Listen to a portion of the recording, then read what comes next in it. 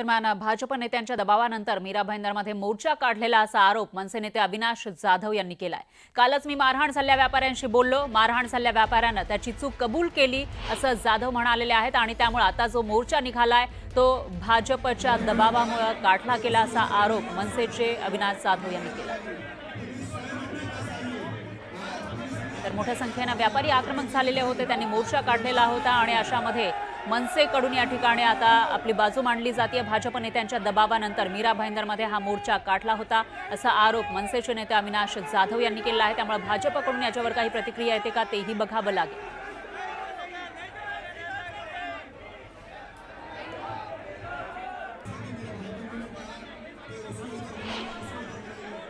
Kashimira police स्टेशनला ज्या व्यापाऱ्याला मारहाण झाली तो मला काल भेटला। त्याने मला सांगितलं मेरा भी बात करने का तरीका गलत था दादा, असं त्याने माझ्या समोर कबूल केलं। तिथे पोलीस पण उभे होते आणि काल रात्री ठरलं की ते कुठल्याही प्रकारचं आंदोलन करणार नाही। आज सकाळी मी त्यांच्या मंदिरात जाणार आणि आम्ही समोरासमोर बसून हा विषय संपवणार असं काल आमचं ठरलं। मग काल रात्री भारतीय जनता पक्षाचे कुठले नेते या लोकांवर दबाव टाकत होते की नहीं नहीं ये मत करो, अपने को मोर्चा निकालना ही पडेगा। ही भारतीय जनता पक्षाने मराठी माणसाच्या विरोधात काढलेला हा केलेलं हे आंदोलन आहे। त्यात व्यापारी बिपारी काही संबंध नाही। बळजबरी व्यापार, अनेक व्यापारी आमचे पण आहेत। बळजबरी तिथल्या काही जे काय 25-50 व्यापाऱ्यांनी दुकानं बंद ठेवली होती त्यांना बळजबरी बंद करायला लावलेत। असल्या गोष्टींना आम्ही भीक घालत नाही। मराठीचा अपमान करण्याचा प्रयत्न केला तर कानाखालीच पडेल।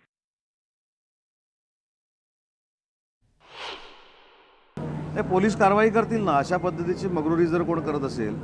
आम्ही अनेक वेळा सांगितले की महाराष्ट्रामध्ये बहुभाषिक राहतात, सगळ्या भाषांबद्दल आम्हाला आदर आहे, परंतु आमची मायबोली मराठी आहे। मायबोली मराठी असल्यामुळं मराठी भाषेवर आणि मराठी माणसावर जर अन्याय करण्याचा कोण प्रयत्न करत असेल तर शिवसेना देखील त्याला त्याच पद्धतीनं उत्तर देईल। मराठी भाषा महाराष्ट्रात बोललीच गेली पाहिजे। मराठी भाषेचा अपमान मान्य नाही। मराठीबद्दल सर्व भाषिकांनी सकारात्मकच व्हायला लागेल, किंबहुना शिकावं लागेल, शिकून घ्यावं लागेल असं आमचं मत आहे। पण म्हणून अमराठी माणूस किंवा अमराठी बोलणाऱ्याला चोप देणं हे गैरकृत्य अयोग्य आहे आणि असे कृत्य कायदा सुव्यवस्थेत मान्य नाही, त्याच्यावर कारवाई करणं अपेक्षित आहे।